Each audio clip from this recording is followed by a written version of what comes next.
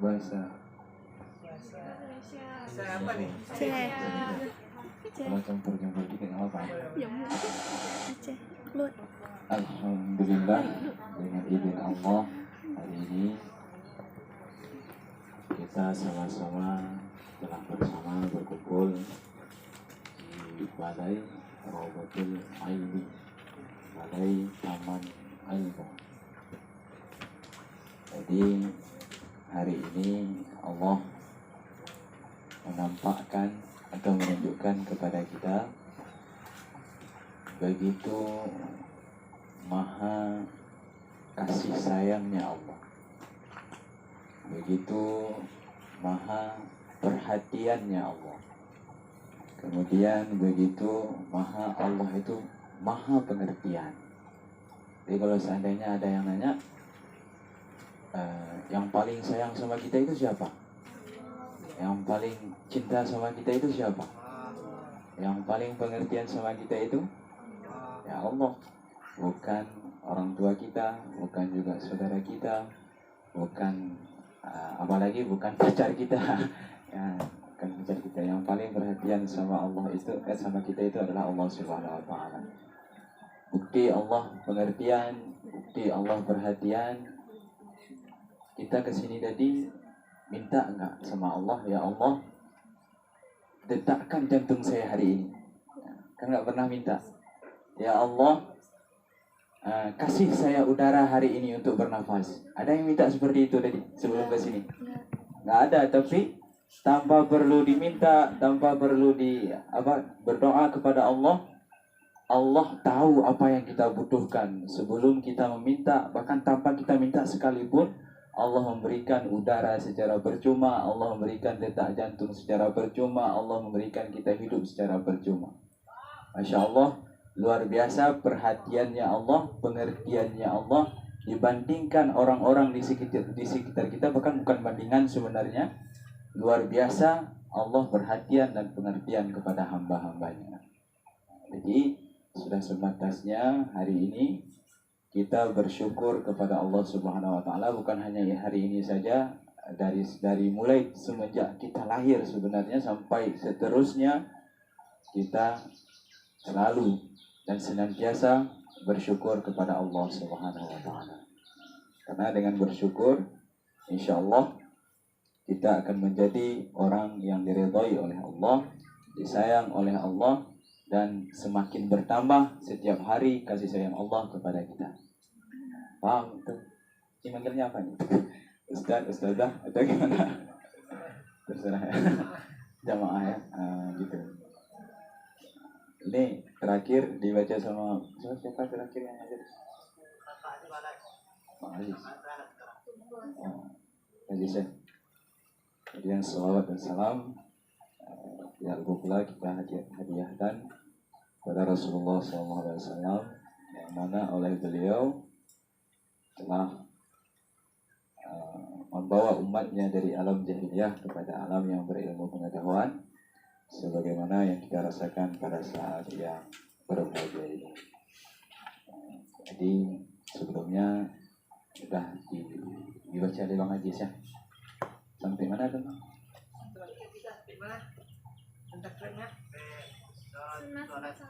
Sunnah. Yang sama Teguh Aziz lah. Teguh Aziz. Aman 21. Sampai ini kan enggak ada asli siksaan. Tingginya terakhir Ini bukan hanya di sini. Bisa.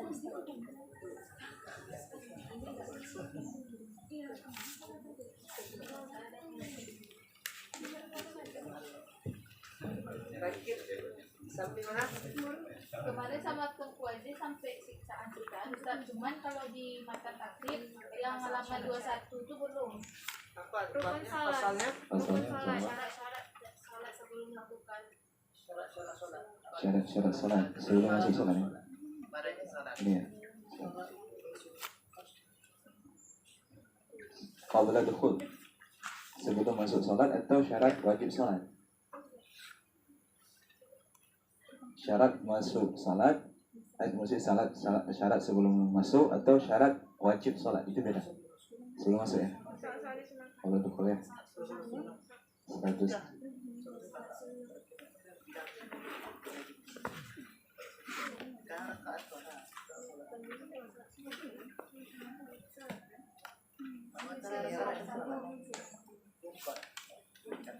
Ya. Nah. Bismillahirrahmanirrahim. Salat sunat. Udah lah. Sekarang apa pula? Apa? Rukun salat. Rukun salat. Yang 18. Udah enggak? Soalnya enggak ada tahu sekali. Yang benernya yang mana nih? Yang benernya yang mana? Yang benernya yang mana? Salat sunnah. Salat sunat ya. Salat sunnah. Kenapa ada tahu? Sengaja aja kita. Salat sunat ya. Nanti salat berjamaah.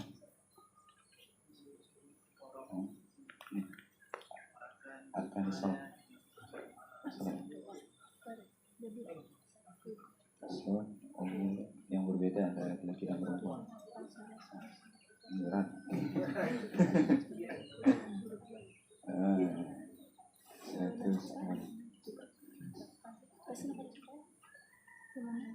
Ini sebelumnya yang sedang berbicara di depan sekarang ini kualitasnya tidak sama seperti Bang Ajis kemarin.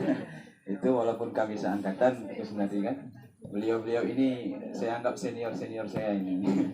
Jadi mungkin kualitasnya beda juga, artinya kalau dari segi keilmuan beliau lebih matang.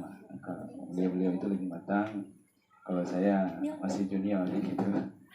Masih junior, jadi nanti kalau seandainya dalam hal bertanya, kalau ada beberapa pertanyaan yang tidak bisa terjawab, mungkin bisa saya tanyakan kembali ke beliau. Okay?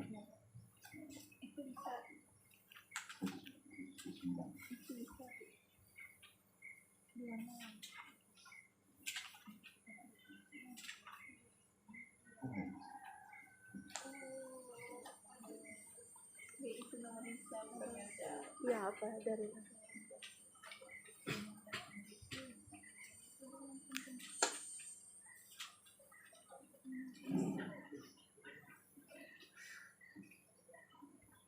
Bismillahirrahmanirrahim. Faslun. Wal mar'atu tukhalifur rijal fi khamsati asya'a. Wal rajulu yujafi marfiqaihi an jambayhi. Faslun ini adalah fasal tentang bagaimana perbedaan antara laki-laki dan perempuan ketika sholat. Jadi laki-laki dan perempuan itu ada perbedaan tertentu, baik dari segi gerakannya, nanti di dalam sholat itu bagaimana. Jadi tidak sama. Wal mar'ah tukhalifur rijal. Rajul. Perempuan itu berbeda dengan laki-laki pada 5 perkara. Pada 5 perkara. Sudah dapat semuanya? Ya. Maka laki-laki ketika sholat yujafi merenggangkan akan 2 sikunya daripada 2 perutnya. Daripada 2 perutnya. Dari 2 perutnya. Dan mengangkat ia akan perutnya daripada kedua pahanya si laki-laki. Ini maknanya diterjemahkan ya. Cepat nggak saya tidak artinya? Cepat ya. Perlu diulang? artinya nih? Artinya ada. Oh ya. Udah diterjemahin ya. Kalau kalian belajar bahasa Arab mungkin. Oh boleh. Kalau dalam salahnya boleh juga. Karena di sana biasanya kalau di pesantren kan mereka itu bukan terjemah, mereka langsung kitabnya itu mereka mencoba untuk menerjemahkan sendiri. Gitu. Oke, saya tanya. fis sujud, pada sujud, ketika sujud, dan menjihar oleh dianya si laki-laki akan suaranya, maksudnya menjihar membesarkan suaranya pada tempat jihar. Yang nanti kita lanjutkan, kita jelaskan yang ini dulu. Jadi ini yang laki-laki dulu nih. Laki-laki ketika sholat, cara sujud dan rukuknya itu berbeda dengan perempuan. Nanti perempuan ada dijelaskan. Kalau laki-laki ketika dia sujud atau rukuk, maka ini sikunya ini direnggangkan, dipraktikkan aja ya biar jelas ya. Jadi gini, sikunya direnggangkan, jangan dilengketkan ke pinggir perut nih. Dilengketkan ke pinggir perut dengan seperti ini. Kemudian perutnya diangkat ketika sujud, diangkat. Sujud mungkin praktek. Ketika sujud, perutnya jangan nempel ke ini, ke paha. Jadi harus renggang perut dengan paha renggang. Juga ketika rukuk, siku dengan perut pinggirnya ini direnggangkan. Itu lebih kurang seperti itu metode cara atau kaifiat sujud atau rukuk daripada laki-laki. Sikunya direnggangkan dari perut ketika rukuk dan perutnya direnggangkan dari kedua paha ketika sujud. Paham tuh? Itu yang laki-laki. Kemudian ketika sholat, laki-laki dimanapun dia berada, apabila sholatnya sholat jihar itu sholat yang dilakukan ketika malam. Apabila sholatnya sholat jihar, maka dimanapun dia berada, tanpa melihat situasi, dia menjiharkan, sunat menjiharkan. Berarti kalau perempuan, tidak semua keadaan bisa menjiharkan bacaan-bacaannya. Tapi kalau laki-laki, dalam semua keadaan, dimanapun dia berada, ketika sholat jihar, dia sunat menjiharkan bacaan-bacaannya, ayat-ayat yang dibaca. Itu Fatihah dan nanti baca surat. Paham? Jadi walaupun sholat sendiri, jadi jangan cuman ngebayangin bahwasanya yang jihar itu yang boleh cuman imam doang. Enggak, bukan cuman imam. Kita sholat sendiri buat munfarid boleh jihar, bahkan sunat jihar. Jadi bukan hanya imam yang sunat jihar, kecuali makmum. Makmum tidak boleh jihar karena sudah dijihar oleh imam. Kalau untuk sholat sendiri atau berposisi sebagai imam, maka laki-laki dalam keadaan ada apapun, di tempat manapun dan di waktu malam, itu sunat menjiharkan bacaan Fatihah dan bacaan surat. Begitu juga mungkin kunutnya bagi mereka, bagi kita yang kunut mungkin ya. Kita yang kunut juga kunutnya sunat dijiharkan. Kalau jadi imam, kalau sendiri mungkin sir saja. Jihar itu paham jihar kan? Jihar suaranya paling minimal didengar oleh sendiri dan satu teman. Itu jihar. Kadarnya atau ukuran suara jihar itu satu orang yang dengar, selain dia ada satu orang lagi yang dengar. Walaupun salat sendiri. Jadi boleh itu salat sendiri pun dijihar supaya lebih meresap ayatnya ke dalam diri. Jadi yang membaca ayat itu tidak hanya lisan, juga telinga kita mendengar ayat-ayat yang kita baca masuk ke hati. Paham ya? Paham. Nah, sebelum kita lanjut, ada pertanyaan mungkin yang dari laki-laki atau dari perempuan juga boleh, mungkin nanti mau diajarkan suami-suaminya. Ada pertanyaan? Silakan bertanya. Yang bisa kita jawab ya Ustaz ya. Kalau enggak mungkin Ustaz itu nanti yang jawab atau Ustaz Nadi juga boleh. Gimana? Ada pertanyaan? Ada. Ya. Kemudian wa idza nabahum, dan apabila menimpa kepada si laki-laki sesuatu di dalam salat, sabbaha, maka bertasbihlah si laki-laki. Arti menimpa di sini bukan ketika sholat itu jatuh genteng ke atas kepala, bukan. Jadi menimpa di sini ketika misalkan imam salah, ini maksudnya salah membaca ayat atau salah melakukan rukun, maka si laki-laki cara menegur imam. Ini cara menegur imam nanti beda dengan perempuan. Kalau laki-laki menegur imam yang salah melaksanakan rukun, cara tegurnya ialah dengan bertasbih, subhanallah. Jadi kalau perempuan nanti lain pula caranya, ini yang laki-laki dulu, subhanallah. Jadi jangan niatkan semata-mata untuk menegur imam saja. Kalau meniatkan semata-mata menegur imam, itu bisa batal salatnya. Jadi niatkan selain untuk tasbih, selain untuk menegur imam, juga sebagai tasbih. Jangan cuma niat subhanallah yang kita ucapkan itu tujuan kita cuma untuk menegur, tidak boleh. Tapi tujuannya juga harus untuk zikir atau tasbih yang sunat, supaya niat kita tidak berubah di dalam salat yang dapat membatalkan salat.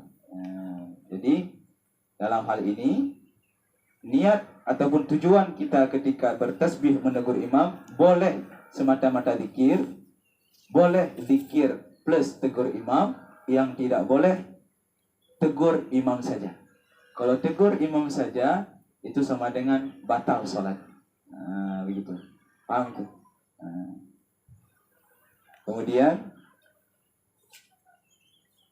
mana dia hilang? Dan aurat laki-laki adalah apa saja yang ada di antara pusarnya dan lututnya. Aurat laki-laki dalam salat adalah sesuatu yang berada di antara pusat dan lutut. Untuk pusat dan lututnya sendiri gimana? Apakah pusat dan lutut itu termasuk aurat atau tidak? Karena di sini kan dikatakan ma baina pusatnya dan lututnya, pusarnya dan lututnya. Selain adapun pusar dan lututnya itu apakah dikira aurat atau tidak? Pusat dan lutut bukan aurat. Jadi bukan aurat. Yang aurat cuma ma bainahuma. Sesuatu di antara keduanya itu aurat. Selain adapun pusat dan lutut sendiri itu bukan aurat. Cuman ada kaidah mengatakan apabila tidak sempurna yang wajib, jika tidak kita lakukan yang sunnah, ataupun tidak dilakukan gimana tadi?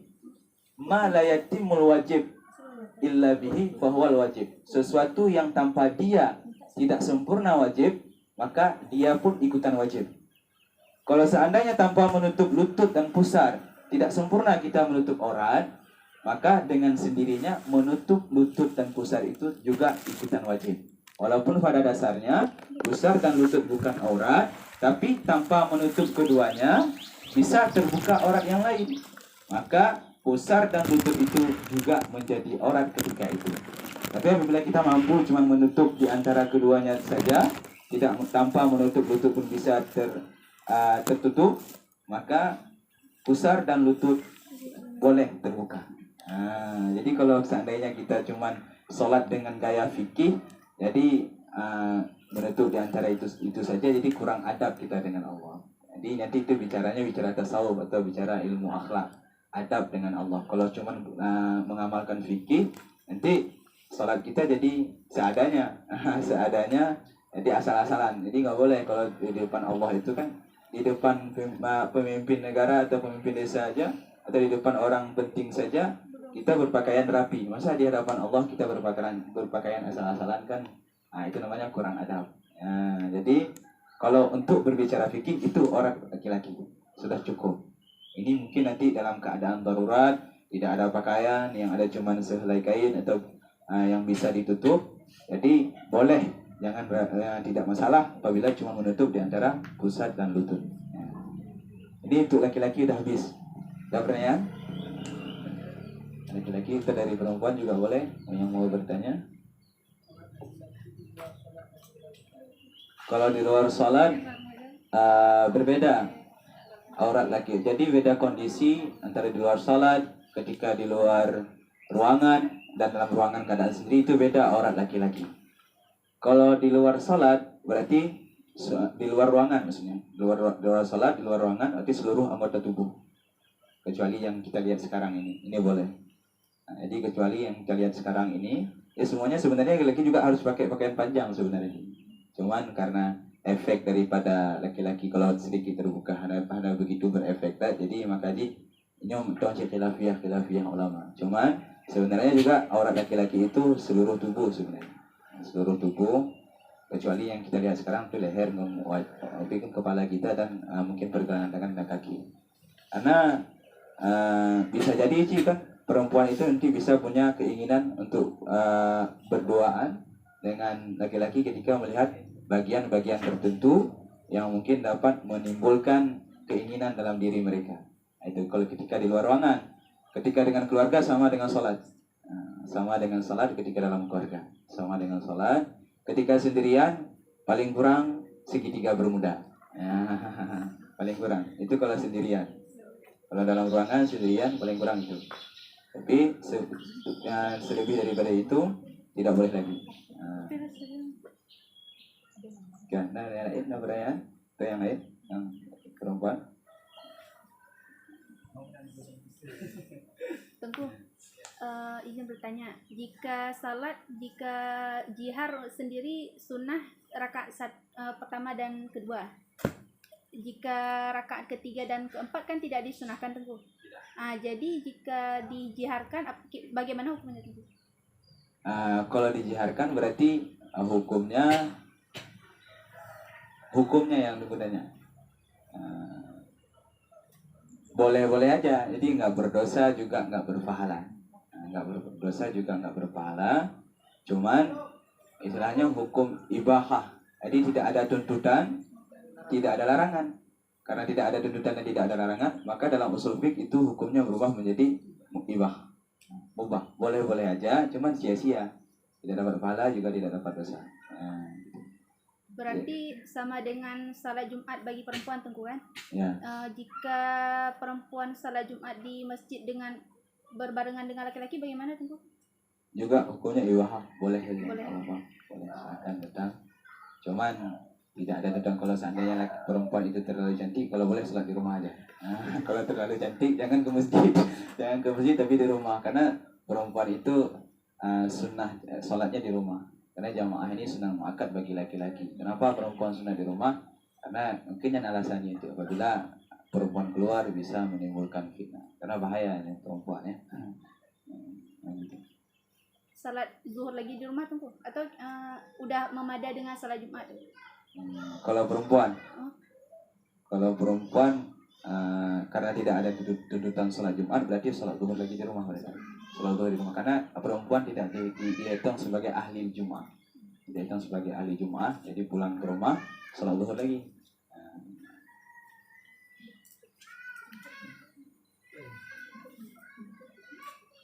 Yang lain ada pertanyaan?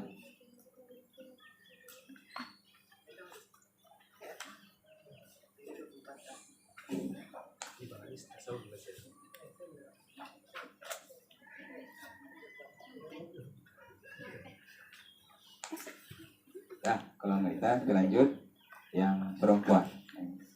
Kemudian yang perempuan dan si perempuan itu tatamu menggabungkan ia akan sebahagian anggota tubuhnya kepada sebahagian yang lain. Dan melengketkan ia akan perutnya dengan kedua pahanya. Menempelkan perutnya dengan kedua pahanya pada saat rukuk dan sujudnya si perempuan. Jadi berbeda dengan laki-laki, perempuan ketika rukuk maka kedua sikunya ini tidak direnggangkan tapi dilengketkan ke perut, ke pinggir perutnya. Jadi kalau rukuk misalkan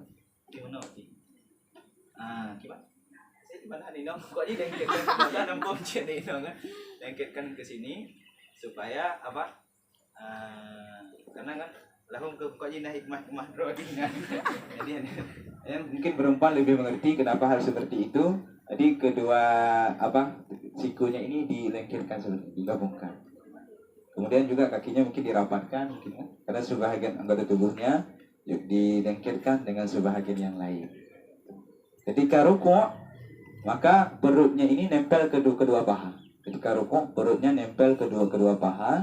Juga tangannya sikunya ikut juga seperti dilengketkan juga. Paham ya? Paham ya? Lebih kurang seperti itu. Karena perempuan lebih mengerti cara gabung maksudnya. Karena cara gabung kan. Kemudian dan meringankan oleh dianya perempuan akan suaranya, mengecilkan oleh dianya perempuan akan suaranya ketika sholat jihad. Apabila ikut di dalam sambungan ini, mana ya? Ini sambungan ini apabila sholat si perempuan dihadiri oleh seorang laki-laki yang bukan mahramnya. Maka jika sholat dia sendiri, ada masalah, boleh jihar. Ini ketika sholat jihar, perempuan cuman boleh menjiharkan suaranya, membesarkan suaranya ketika membaca Fatihah dan membaca surat ketika dia dalam keadaan sendirian. Kalau seandainya ada laki-laki ajnabi, bukan suaminya, bukan orang tuanya, bukan mahramnya, maka perempuan harus mengecilkan suaranya. Karena suara perempuan juga bisa menimbulkan fitnah. Fitnah itu, arti fitnah bukan fitnah orang maksudnya. Fitnah yang dimaksud di sini adalah keinginan untuk berduaan. Keinginan untuk berduaan itu namanya fitnah. Itu namanya fitnah. Jadi kalau seandainya laki-laki mendengar suara perempuan, itu bisa saja timbul fitnah, timbul keinginan laki-laki untuk berduaan dengan perempuan tersebut. Maka ketika dia salat ketika malam dan dalam keadaan sendirian, silahkan jihar baca ayat, sunat hukumnya. Tapi ketika ada laki-laki yang datang yang bukan mahramnya, bukan keluarganya, juga bukan suaminya, itu disunahkan ataupun dianjurkan untuk mengecilkan suaranya supaya tidak didengar. Bahkan kalau seandainya menimbulkan fitnah, kan bisa jadi hukumnya berdosa, berdosa karena bahaya kan. Oke, ada pertanyaan? Ustaz, Ya. karena kalau misalnya kan perempuan tuh dalam sujud atau rukuknya tuh menyerupai laki-laki. Berarti hukumnya nanti makruh hukumnya. Karena hanya kan setiap yang kegugat yang keterangan mono ketika dilaksanakan, berarti kan kamu menyerupai laki-lakinya. Arti kamu menyalahi daripada hukum. Karena di undang-undang dalam usul fiqh itu, ketika perintah atau tuntutannya jazim, arti jazim jelas, seperti aqimus shalah, itu kan jelas perintah, dirikan salat, itu jelas perintah, itu hukumnya wajib.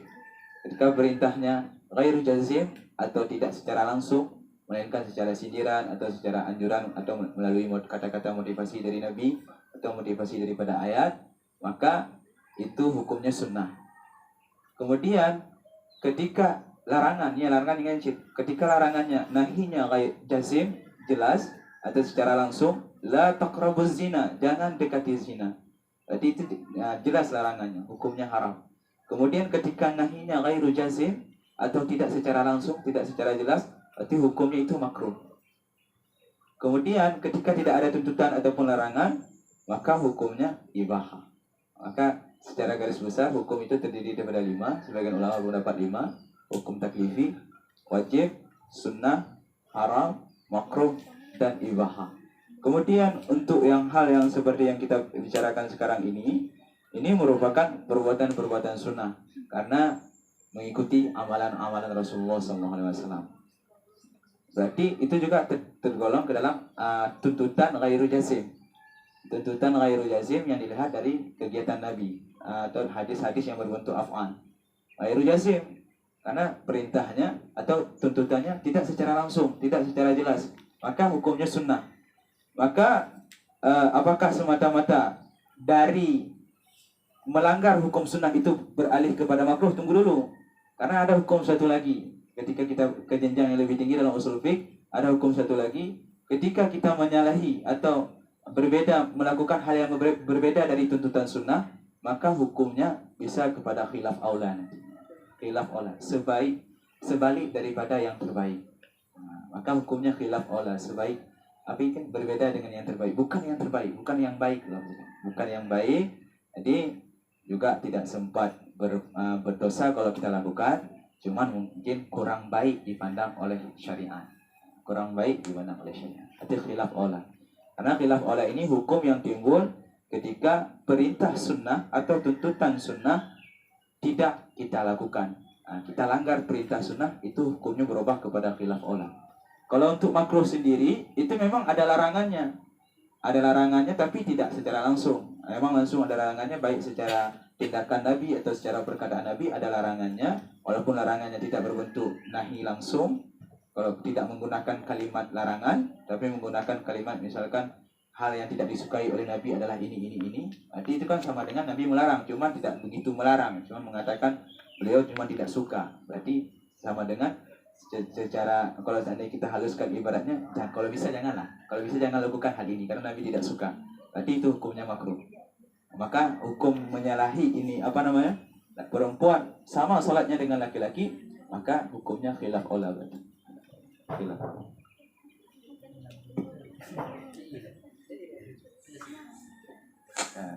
Nah, yang mau bertanya silakan.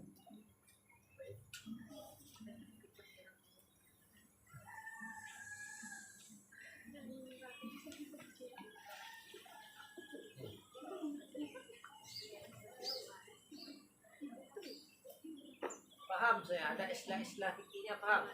Khilaf aula, ibahah. Karena Iya. kalau istilahnya nggak paham tanya aja. Boleh ditanya. Nanti wajib itu maksudnya apa? Khilaf aula maksudnya apa? Istilah fikih. Kalau secara ya. Apa hukumnya membaca Al-Fatihah, membaca Bismillah sebelum mengucapkan Assalamualaikum? Karena ada yang mengatakan makruh, Tuan. Tapi ada sebagian ulama yang mengatakan, karena mungkin dari kami sendiri belum ada ilmu, Tuan. Jadi apakah mungkin ada ikhtilaf juga ulama tentang baca Bismillah sebelum baca Assalamualaikum? Ikhtilaf ulama sebelum baca Assalamualaikum. Jadi ada hadis, kullu amrin tibalin la yubda'u bismillahirrahmanirrahim bahwa abda. Salam itu kan termasuk salah satu hal yang baik. Apalagi kalau dalam forum mesej, dalam hal kayak di Gajino jamaah sekarang ini, kalau seandainya mulai dengan bismillah boleh dengan jihar atau dengan sir. Jadi salam itu adalah hal yang baik. Kalau seandainya kita mulai dengan bismillah, termasuk kurang berkahnya, bukan putusnya, kurang berkahnya. Jadi sebagian orang ada yang sir bismillahnya, baru assalamualaikum. Kemudian ada sebagian orang bukan di mimbar dia mengucapkan bismillah, tapi sebelum dia naik ke mimbar dia sudah mengucapkan bismillah. Jadi secara tidak langsung juga sudah memulai dengan bismillah. Jadi setiap perbuatan baik termasuk salam itu dimulai dengan bismillah, maka banyak berkahnya. Kalau seandainya tidak dimulai dengan bismillah, maka kurang berkahnya. Cuman mungkin perbedaan dihnya cuman bak jihar menusir dihnya. Apakah bismillahnya juga disir ketika kena assalamualaikum? Kalau seandainya tasir kontre, tanyanya lewat orang suci, bismillahirrahmanirrahim, assalamualaikum. jadi kan lama jadinya. Jadi kalau seandainya dalam keadaan darurat seperti itu, maka nggak masalah jihar bismillah. Kalau pandangan, kalau sejauh yang saya tahu, maka assalamualaikum pun mesti ada bismillah sebelum assalamualaikum. Adapun khilaf ulama yang lain itu belum tahu ya. Mungkin dia juga, cuman saya belum tahu itu. Itu yang bisa saya jawab sekarang. Mungkin dari Ustaz nih, mungkin ada jawabannya gimana? Atau dari Tengku Suhabi? Dalam sholat ya. Dalam sholat atau gimana? Enggak, Tengku, sebelum berceramah atau apa itu kan? Sebelum berceramah. Jadi dalam segala kegiatan. Karena kan Tengku pernah kami dengar bahwasanya bismillah itu tidak sunahkan sebelum sebelum mengucapkan salam. Karena ada di kitabnya juga Tengkuan, cuman kami nggak tahu apakah mungkin memang ada ikhtilaf ulama, karena ada dibilang kan sebelum mimbar tuh bagusnya bilang bismillah sebelum itulah, tapi tidak ada sunnah sebelum salam itu Tengku. Mungkin apa ada ikhtilaf itu Tengku? Sebelum salam dalam Sebelum sholat. berarti ada keterangan dalam kitab. Bukan Tengku, sebelum salam saya berpidato atau Ya. mengucapkan hal lain. Jadi ada keterangannya dalam kitab-kitab itu. Karena dibilang makruh, cuma mungkin ada juga sebagian ulama yang mengatakan langsung bismillah baru assalamualaikum. Tapi ada yang mengatakan bahwasanya sebelum naik mimbar tuh baca bismillah, baru nanti waktu di atas mimbar baru bilang assalamualaikum langsung, jangan bismillah, karena yang pegang makruh ya tentu. Berarti posisinya ya, posisi kapan mengucapkan bismillahnya? Apakah sebelum ke mimbar atau ketika sudah di mimbar sebelum assalamualaikum? Itu ya, itu yang mungkin khilafnya ya. Itu keterangan yang terdapat bisa disebutkan nanti di mana sih, biar lebih jelas lagi nanti saya lihat.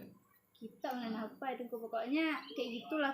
Tuh kemarin Gure pernah bilang juga, mungkin ini maksudnya kami tanya ini Tengku, mungkin apa ada ikhtilaf, karena kan ada yang bilang makruh itu sesuatu yang tidak baik Tengku kan.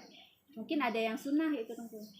Kayak sebenarnya itu ikhtilaf, berbeda pandangan ulama, cara pandang. Kalau saya pribadi lebih condong ke kullu amrin sibalin la yubda'u bi bismillahirrahmanirrahim bahwa kata. Jadi lokasi tapi kan makam bismillahnya itu pun tidak disebutkan kapan harus diucapkan, apakah sebelum mimbar atau setelah mimbar.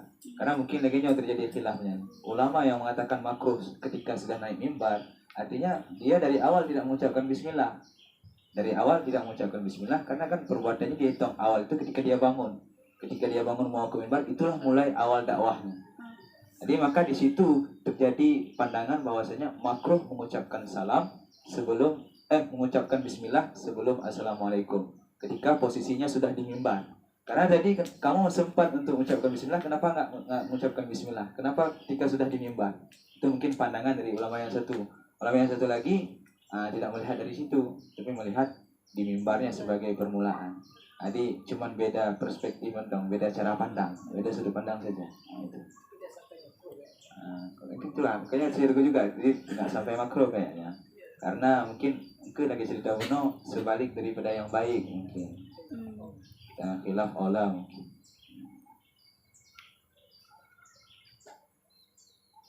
Ya, seperti itu ya. Yang lain? Kalau mulai pekerjaan misalkan masuk kamar mandi, jadi bismillah. Itu gimana kalau Gimana itu? sebelum masuk kamar mandi atau ketika sudah masuk Ustaz?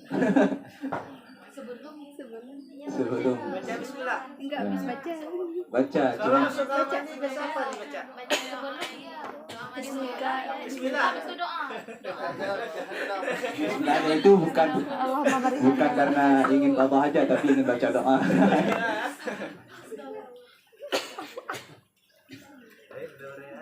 Ustaz, bagaimana jika kemarin pernah diskusi sama kawan, terus dia tuh sujudnya tuh kan menyerupai laki-laki, terus dibilangnya lihat dia berpedoman sama hadis Rasulullah, lihat sholatlah kamu sebagaimana melihat aku sholat. Itu kan berarti dia berpegangnya tuh kalau misalnya sujud seperti sujud Rasulullah. Tanyain sama dia, kamu pernah lihat Rasulullah sujud atau enggak? Jadi kan, apakah betul kayak dia sujud itu sebagaimana sujud Rasulullah? Itu yang satu. Satu lagi, untuk pengamalan-pengamalan perempuan, itu lihatnya kepada istri-istri Rasulullah. Istri Rasulullah juga jadi pedoman bagi dia. Jadi Rasulullah jadi laqad kana lakum fi Rasulillahi uswatun hasanah, juga termasuk istri-istri beliau. Artinya beliau yang memberitahu bagaimana cara sholat perempuan kepada istri-istrinya. Jadi kalau seandainya dia berpegang kepada hadis itu, berarti dia tidak berpegang sepenuhnya. Karena Rasulullah sudah bilang kalau mau pengamalan perempuan, lihat kepada perempuan, lihat kepada istri saya. Sudah saya ajarkan bagaimana cara sholat untuk mereka. Dia menankan. Jadi bukan berarti sholatlah sebagaimana aku sholat juga termasuk perempuan di situ, enggak. Itu laki-laki. Kalau untuk perempuannya sholatlah sebagaimana istriku sholat. Jadi kalau dalam istilah di pesantren itu ada ilmu majaz namanya, ilmu bayan. Jadi sebut suami, tapi yang disebutkan suami, tapi yang dimaksud adalah istri kalau untuk perempuan gitu. Kalau dari segi perempuannya hadisnya dikupas melalui majaz. Jadi yang disebutkan suami karena halnya adalah hal perempuan, maka yang dimaksud dalam hadis itu ketika dibaca oleh perempuan adalah istri-istri Rasulullah. Maka istri Rasulullah sholatnya seperti ini. Nah, dirapatkan seperti itu. Kalau lagi yang kaya adalah baju bu gimana Rasulullah gimana Rasulullah. Jadi boleh juga kalau memang sanggup, mana masalah. Cuma kita kan lemah terbatas gitu. Yang lain ada yang mau ditanyakan? Tengku, ini masalah salam. Jadi Tengku kan jika perempuan sebenarnya kan ada rinciannya Tengku, misalnya kalau untuk perempuan tua wajib menjawab salam ajnabi yang muda kayak itu kan. Misalnya yang laki-laki ajnabi.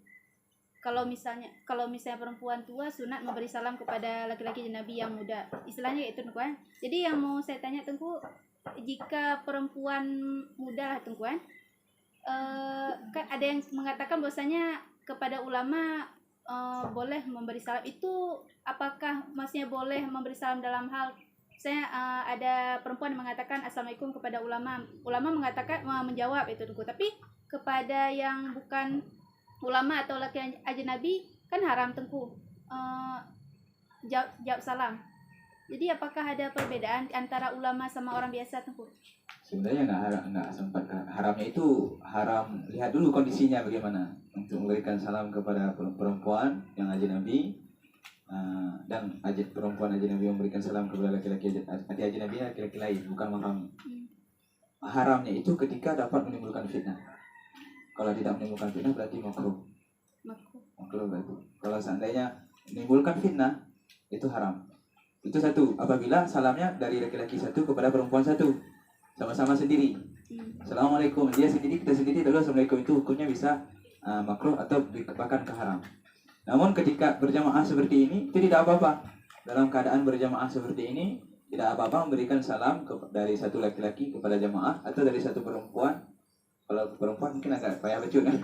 Kalau laki-laki boleh. Laki-laki, kalau perempuan mungkin lebih agak sensitif. Karena suara perempuannya juga bisa menimbulkan fitnah. Itu yang untuk makruh dan haramnya itu lihat dulu. Ini ceritanya memberikan salam kepada ulama ini dalam bentuk ulama itu sendirian atau dia dalam keadaan rombongan? Sendirian. Nah, kalau sendirian itu dia juga. Jadi kalau seandainya bisa menimbulkan fitnah kepada ulama tersebut, hukumnya bisa haram, ciknya. Haram. Ini tidak memandang ulama atau bukan, ini yang penting. Kalau bukan mahramnya, ketika memberikan salam kepada ulama itu bisa timbul fitnah, itu bisa menjadi haram. Maka kalau sudah sewajarnya kita menjaga adab, jangan berikan salam apabila suara kita itu bisa membuat ulama tersebut bikin timbul syahwat lah sebenarnya. Itu satu. Yang kedua, apabila guru tanya, menanti sebenarnya, walaupun guru kita pun dijaga adabnya, jangan sembarangan memberikan salam, takutnya nanti bisa membuat beliau gagal fokus lah istilahnya, gagal fokus dengan suara yang dia dengar, sehingga bisa menimbulkan keinginan untuk berduaan dan segala macam. Itu juga bisa berimbas kepada haram hukumnya nanti. Kalaupun karena sejauh ini memberikan salam kepada ulama, nah hadisnya untuk sunat juga salam kepada ulama. Sunat. Yang mana kan cinta dan memandang wajah seorang ulama, memandang wajah ulama itu lebih dicintai oleh Allah, bahkan pahalanya itu bisa melebihi 1000 kuda yang kita sedekahkan untuk berperang di jalan Allah. Memandang wajahnya dengan penuh rasa ta'zim, dengan penuh rasa kemuliaan, baru dapat pahala sedikit. Tapi kalau untuk sampai memberi salam itu sebenarnya harus dilihat dulu kondisi dan keadaannya, karena hukumnya bisa saja nanti makruh atau bisa berubah kepada haram. Kemudian begitu pikirannya itu makanya kan ulama. Jadi karena mungkin di musyawarah yang Tengku juga manusia kan. Ulama juga manusia, punya rasa, punya hati. Jadi bisa saja dia jatuh. Jangankan ulama, malaikat Harut Marut saja. Malaikat Harut Marut itu malaikat, 2 orang malaikat diturunkan ke bumi, diberikan juga nafsu sebagaimana diberikan kepada manusia, bisa tergoda dengan seorang perempuan. Padahal itu malaikat dulunya malaikat paling soleh di antara malaikat-malaikat yang lain.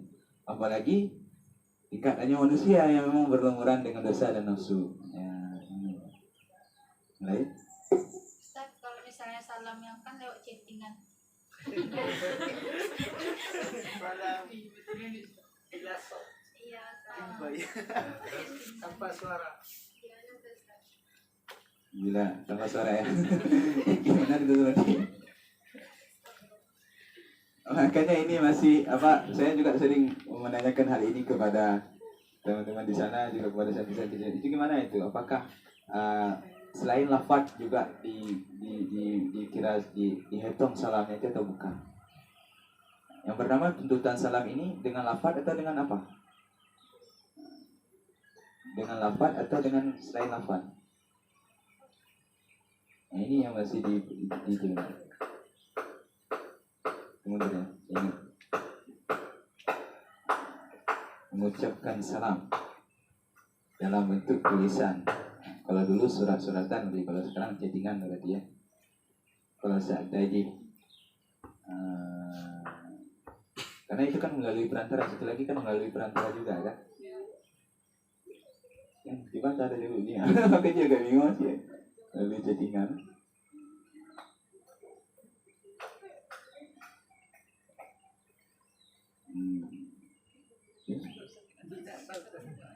Soto nih, tanpa suara.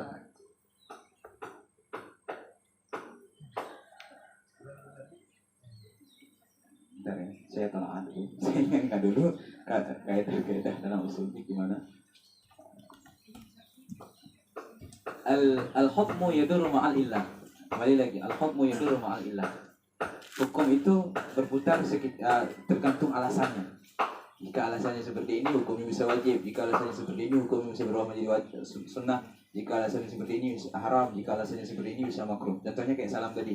Apabila bisa menimbulkan fitnah, itu hukumnya haram. Kalau tidak menimbulkan fitnah, berarti hukumnya makruh. Berarti kalau chattingan itu seperti itu. Lihat alasannya dulu. Kalau seandainya bisa menimbulkan fitnah dari chattingan berbentuk chat, bukan PN ya, langsung chat tulisan ya, langsung chat tulisan, maka itu juga bisa menjadi haram walaupun tulisan. Tapi kalau seandainya tidak menimbulkan fitnah, jadi lagi cerita guna chat, hukumnya makruh berarti, atau khilaf olah paling kurang. Karena bahayanya, salah satu takarubus zina, salah satu bentuk takarubannya kepada zina, takarubannya kepada walaupun puji bismillah assalamualaikum, tapi kalau bukan dengan bukan mahram, itu salah satu bentuk takarubannya kepada zina, kecuali memang berniat untuk serius dan ibadah. Kemudian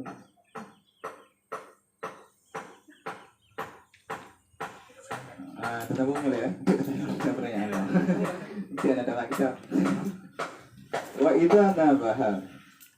Dan apabila menimpa kepada si perempuan sesuatu di dalam salat, safaqat, niscaya menepuk tangan si perempuan. Menepuk tangan si perempuan habis. Kalau dalam salat, ketika imam salah, jamaahnya adalah perempuan, itu bukan subhanallah, tapi tepuk tangan. Jangan melebihi 3 gerakan. Kalau mazhab Syafi'i, arti jangan melebihi 3 gerakan berturut-turut. Kalau mazhab Syafi'i, kalau seandainya mazhab yang lain itu lain ceritanya. Kalau ini saya berbicara mazhab Syafi'i, berarti 3 kali atau 2 kali lah. Jadi supaya bentuk teguran kepada imam, bukan subhanallah. Ini juga untuk melindungi imam daripada timbul fitnah. Jadi kalau dijawab subhanallah dan perempuan rame-rame, itu kan bisa itu baper ke imamnya nanti. Imamnya baper, ini nggak fokus lagi nanti. Yang sebenarnya pengen ditegur malah nambah salahnya gitu.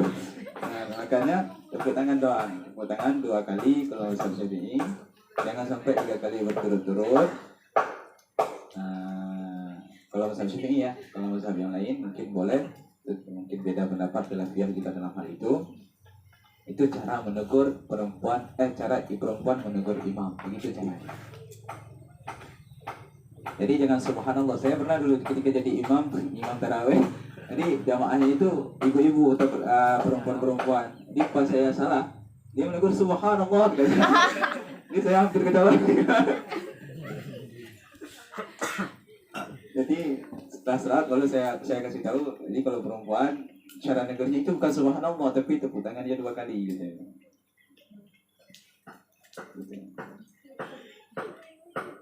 Nih ada apa jadi imam tuh bukan lagi gak nyaksu, lagi ustad itu kan itu senardi, kemudian lagi itu Ahmad Samputi juga, insyaallah mereka luar biasa baca Qurannya sudah dia.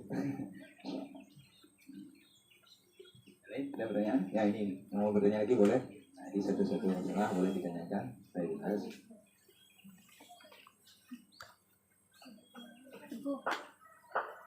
Mengingatkan imam jika jika ada salah tunggu, misalnya ada kesalahan di bagian Al-Fatihah atau apa tuh kan. Jadi kan untuk perempuan tepuk tangan 2 kali tunggu. Kalau laki-laki kan mengucapkan subhanallah. Itu wajib ataukah bagaimana tengku? Setelah itu, jika pun misalnya wajib atau sunnah tengkuan, jika misalnya untuk laki-laki kan baca subhanallah tengkuan, jadi jika dia tidak berniat berzikir kan batal salat tengku. Jika dia niatkan berarti jika ada niat zikir berarti kan tidak batal. Itulah tengku pertama hukumnya. Yang kedua, jika misalnya dia batal salat jika dia tidak tahu tengku sebelumnya hukumnya bagaimana. Jika dia cuma tahu kalau laki-laki itu bacanya subhanallah, cuma dia tidak tahu niatnya harus zikir gitu. Jadi satu, saya jawab dulu kalau seandainya dia tidak tahu. Kalau seandainya tidak tahu, berarti tidak niat apa-apa ketika itu. Kalau seandainya dia tidak berniat apapun, tidak mengqasad apapun, itu juga sah, tidak batal salat. Tidak meniatkan zikir, tidak meniatkan menegur imam, itu sah. Apabila ketika dia tidak tahu dulu, dia meniatkan cuma semata-mata menegur imam, karena ketidaktahuannya, dan memang dia sudah berusaha untuk belajar dalam keadaan belajar, itu dimaafkan. Tapi kalau seandainya ketidaktahuannya, tapi dalam keadaan tidak mau belajar, maka batal salatnya, nanti masih diqadha. Jadi kalau seandainya tidak tahu dan sedang belajar, itu dimaafkan. Dimaafkan. Kalau untuk lebih ihtiyatnya, lebih hati-hatinya, maka yang menurut kita dulu pernah kita tegur imam dengan niat seperti itu, sudah berapa salat, kalau bisa diganti salatnya atau bagaimana. Nah, kalau yang berpegang kepada salat boleh diqadha, diganti salatnya. Kalau tidak, berarti ya sudah dimaafkan, minta ampun kepada Allah Subhanahu wa taala, semoga apa yang telah lewat dulu ketidaktahuannya dimaafkan. Karena orang yang tidak tahu, kalau dalam sebelumnya itu ada sedikit diringankan hukum apabila dia sedang belajar. Jadi kalau misalkan belajar Al-Quran, kalau seandainya tajwidnya tidak benar, itu berdosa. Tapi kalau dia sedang belajar, yang tidak benarnya itu dihitung sebagai pahala. Jadi ketika begitu juga dengan pengamalan kita sekarang, karena kita tidak tahu ketika itu, maka ketika itu pun dimaafkan dan tasbih kita itu dihitung sebagai zikir. Cuma kalau tanya lagu, tidak masalah, kena kata ulang sikit, ulang. Kemudian satu lagi dia yang masalah, hukum bertasbih atau menegur imam atau bertepuk tangan, itu hukumnya apa? Apabila dengan tidak kita tegur bisa membatalkan sholat, maka hukumnya wajib. Karena jika seandainya kita tegur, semua batal sholat imam dan batal sholat jamaah yang lain misalkan.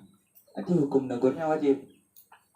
Ketika imam sudah ditegur tapi tidak mau dengar misalkan, maka farak, pisahkan diri daripada imam supaya sholat kita tidak batal. Karena mungkin imam kadang dia tegur karena sadar atau tidak tahu bahwa itu teguran misalkan. Maka farak supaya sholat kita tidak batal. Karena sah sholat imam, sah sholat jamaah.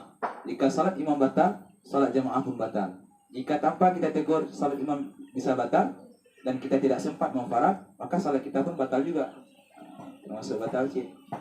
Maka hukum menegurnya dalam keadaan seperti itu wajib berarti.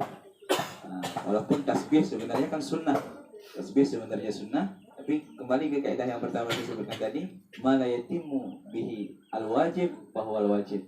Tanpa dia tidak sempurna wajib, maka dia pun ikutan wajib. Tanpa dia tidak sah salat, maka dia wajib ada di dalam salat. Tanpa ditegur imam tidak sah salatnya sehingga batal salat jamaah, maka menegur imam ketika itu hukumnya wajib. Kecuali mungkin lagi kalau misalkan yang salat pakai kunut, Allahu Akbar, imamnya lupa kunut, sudah ditegur tapi ya tidak mau langsung sujud, itu tidak semua batal. Berarti hukum menegur di situ sunat berarti. Karena rukun bukan rukun yang wajib, karena kunut itu hukumnya sunat. Jika yang ditegur itu rukun sunat, maka sunat. Jika yang ditegur itu hukum wajib dan bisa membatalkan salat, maka hukumnya wajib. Berarti waktu salah langsung kita farak tuh kan? Kalau salah, kalau seandainya sudah ditegur imamnya nggak mau dengar, boleh diparang. Langsung farak, berarti belum batal salat kita tuh kan? Belum batal salat kita karena sudah kita tegur. Tapi imam tidak tahu ataupun tidak mengindahkan, maka ya udah kita farak aja, bisa aja kita. Jika jamaah misalnya tidak mengetahui apa itu farak tuh kan, jadi kan beliau langsung melanjutkan bersama imam. Berarti jika dia tahu, berarti harus qadha lagi salatnya tunggu. Diulang lagi. Karena tidak sah. Karena pernah dulu kami juga ketika salat dengan guru kami di pesantren, beliau salat, kemudian ada najis di sini. Karena artinya kamu hanya dihukum lah mentang bangai-bangai Bandung kan. Jadi kakek dan cucunya juga cekik. Ya tuh ada ini apa? Tai cicak di kaki beliau. Jadi udah ketika selesai salam baru bilang, Abu itu ada najis di kaki Abu. Nah, beliau lihat, oh berarti kita ulang lagi salatnya. Beliau cuci dulu kakinya, kemudian salatnya diulang. Begitu. Kalau seandainya tidak tahu, ulang lagi. Nanti diberitahukan, misalkan jamaahnya tidak tahu, lalu imamnya salat terus tanpa ditegur, tidak tahu bagaimana cara menegur setelah salam, baru bilang tadi kayaknya Ustaz nggak ada rukuk ya, atau nggak ada sujud ya. Berarti kalau Ustaz itu mengerti, dia akan mengulang lagi salatnya, langsung mengulang. Kalau seandainya lupa ketika itu, kalau sebenarnya sebelum salam masih sempat, berarti bisa itu.